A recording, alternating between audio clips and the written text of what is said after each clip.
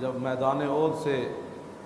مشرکین واپس جا رہے تھے تو انہوں نے کہا کہ آئندہ سال بدر کے اندر پھر تمہارا ہمارا مقابلہ ہوگا،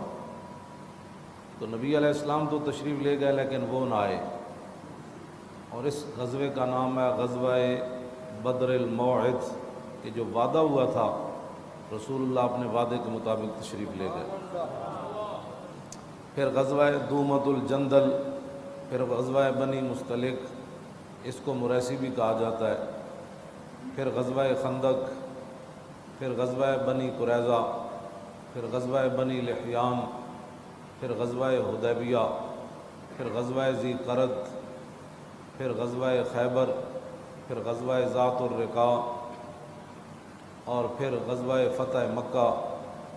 پھر غزوہ حنین، پھر غزوہ طائف، پھر غزوہ تبوک۔